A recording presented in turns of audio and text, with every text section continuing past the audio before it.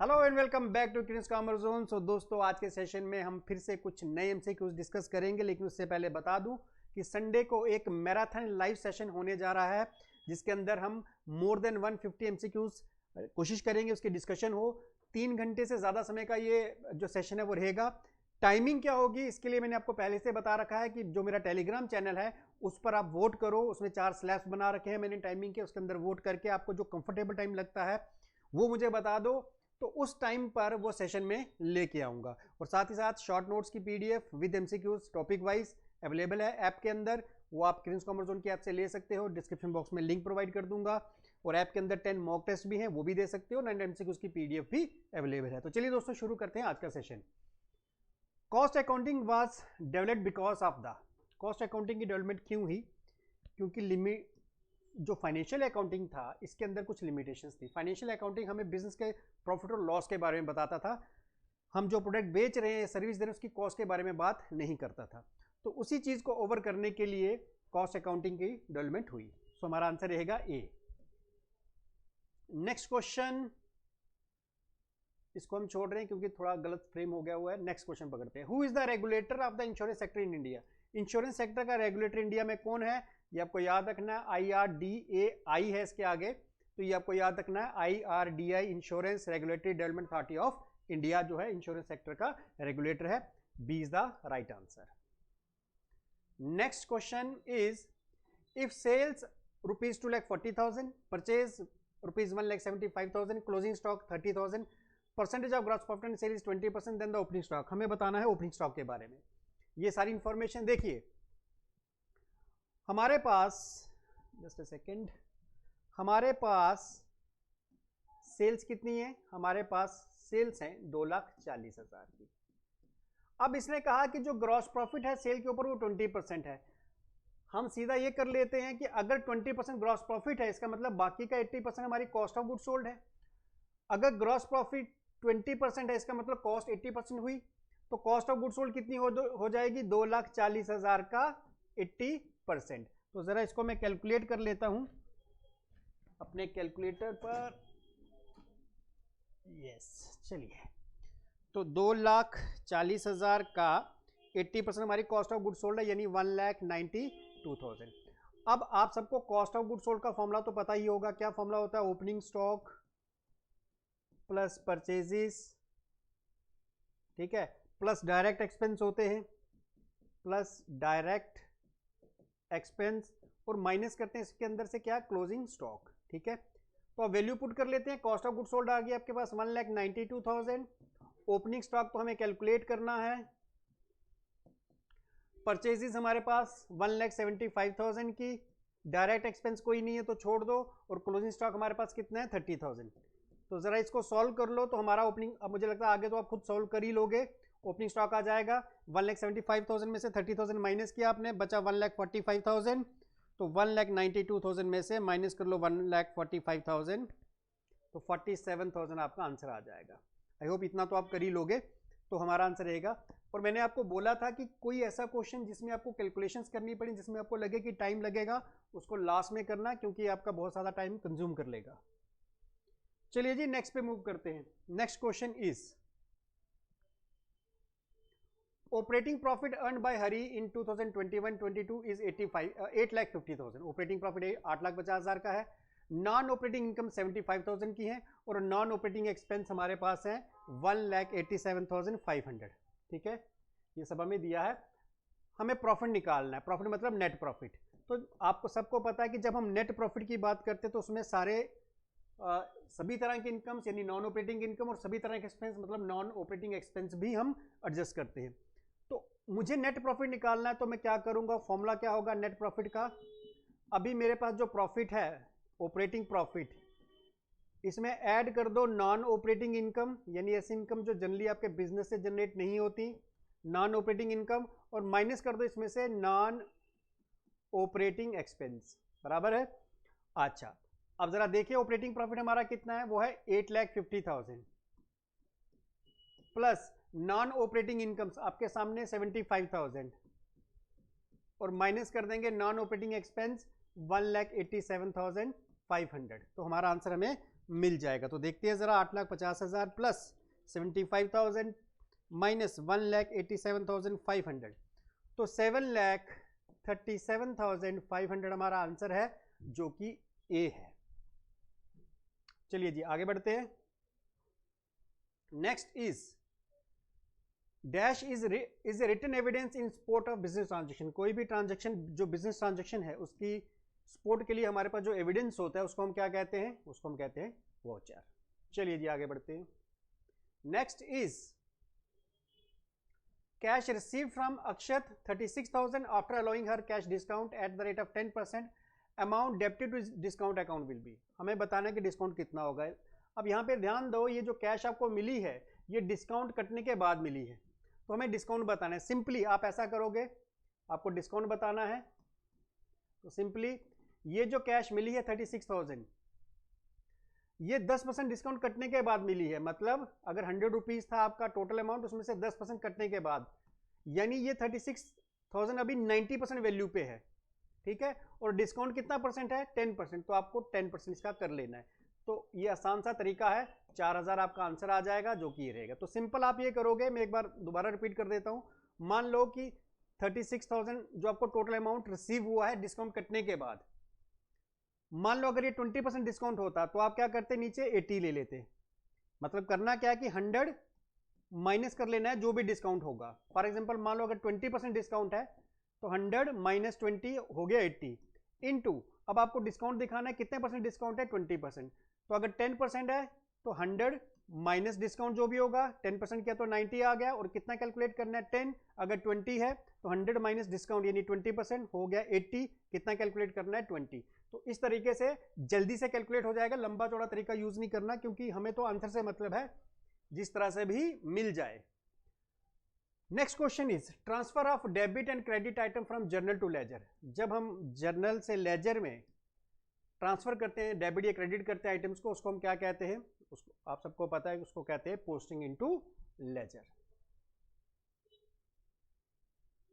On which assumption the expenditure is classified as capital and revenue expenditure.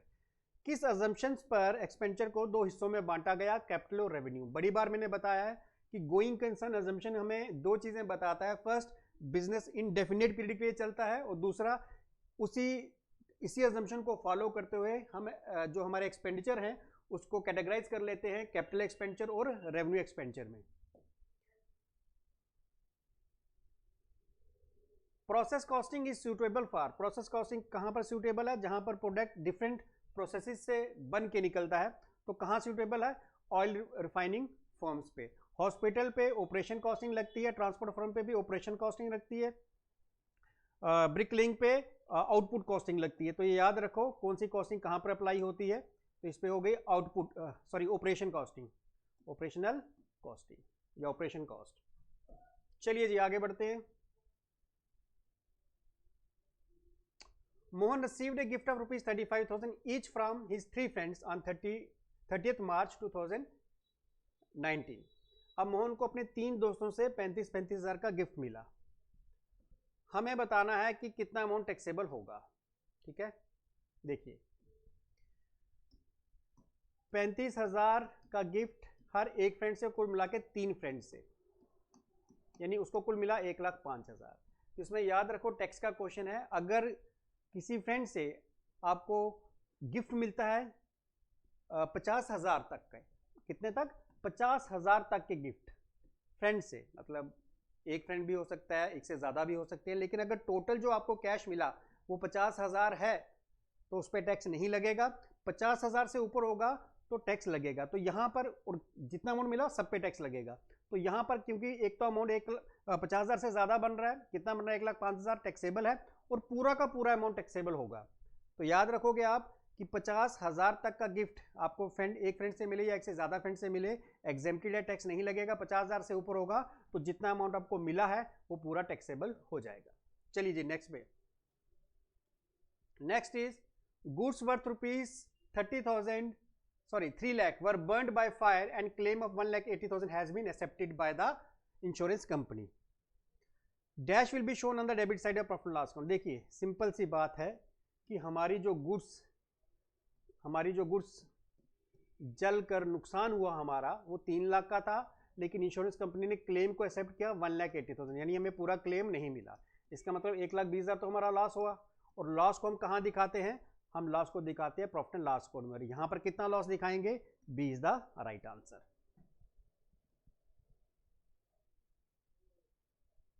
Bank reconciliation statement is prepared with the help of, किसकी हेल्प से हम bank reconciliation statement बनाते हैं?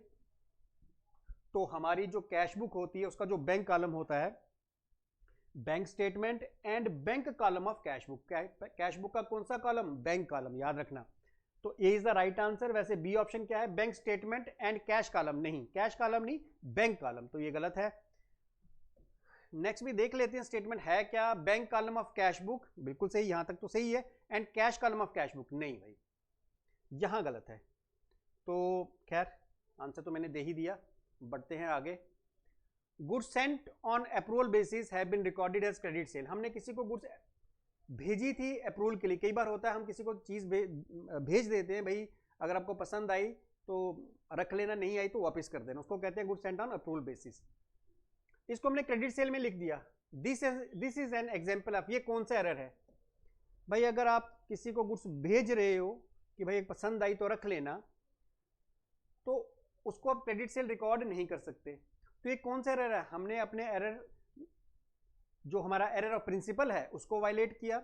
Error, क्योंकि हमारे जितने भी फंडामेंटल प्रिंसिपल्स हैं उसमें ये कहा गया कि जो मतलब एक्सपेक्टेड गेन्स है उनको रिकॉर्ड नहीं करना। हालांकि उसके लिए प्रूडेंस कंसेप्ट है, लेकिन वो ऑप्शंस में नहीं है, इसलिए उसको हम बोलेंगे एरर ऑफ प्रिंसिपल। क्योंकि हमारे जो फंडामेंटल बेसिक प्रिंसिपल्स हैं उनको इसने उसकी वायलेशन की है, क्योंकि अभी गुड्स बिकी नहीं है, अप्रूवल पे गई हैं। चलिए नेक्स्ट पे मूव करते हैं। If the rent of 1 month is still to be paid, adjustment entry will B.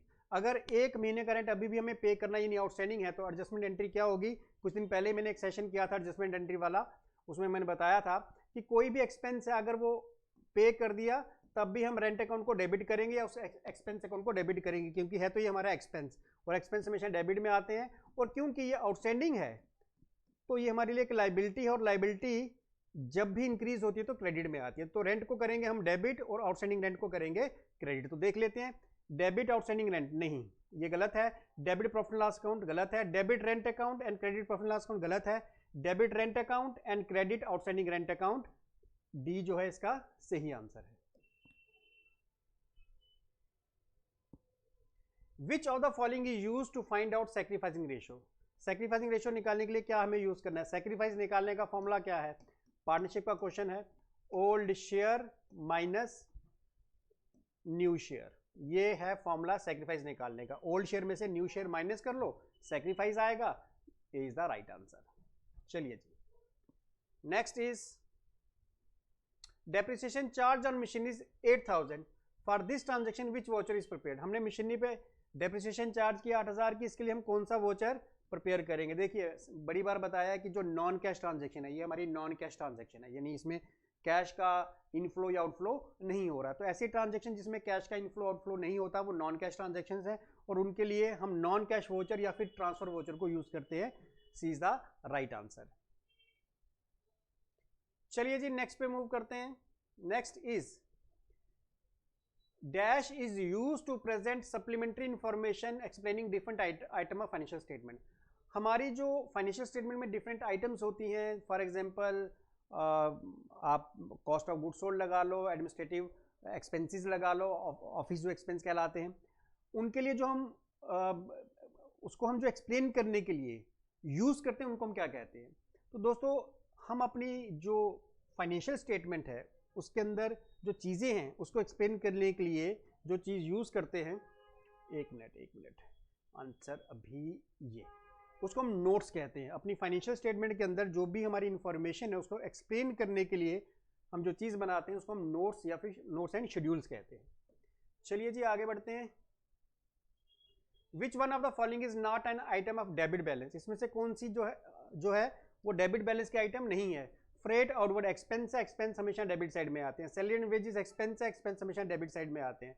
Interest received ये इनकम है तो ये क्रेडिट साइड में आती है। इसने पूछा था कौन सी डेबिट आइटम नहीं है, तो वो है इंटरेस्ट रिसीव्ड, वो क्रेडिट आइटम है। ऑफिस रेंट अगेन एक्सपेंस है, डेबिट आइटम है। चलिए जी नेक्स्ट पे मूव करते हैं। Next is a motor van valued at ₹2 lakh, dollar लिखा है, रुपीज मान के चलते हैं, 2 लाख की है और उसकी 15% डेप्रिसिएशन हुई using the straight line method. What is the accumulated depreciation after 3 years. देखिए सिंपल सा है, स्ट्रेट लाइन मेथड डेप्रिसिएशन का वो होता है जिसमें कि जो डेप्रिसिएशन पहले साल आई वही हर साल लेते हैं। फॉर एग्जांपल मशीन की कॉस्ट यानी एक्चुअल कॉस्ट पे उस डेप्रिसिएशन को कैलकुलेट करते हैं। मशीन की एक्चुअल कॉस्ट कितनी है 2 लाख, और अगर मैं इसकी 15% डेप्रिसिएशन निकाल लूँ तो एक साल की डेप्रिसिएशन हो गई 30,000। अब हमें इसने कहा है कि 3 साल की डेप्रिसिएशन बताओ। अगर एक साल की 30,000 है तो स्ट्रेट लाइन मेथड में डेप्रिसिएशन सेम रहती है, तो 3 साल की कितनी होगी एक्यूमुलेटेड मतलब टोटल में डेप्रिसिएशन, उसको कहते हैं एक्यूमुलेटेड। तो वो हो गई 90,000 जो कि हमारा सी वाला आंसर है।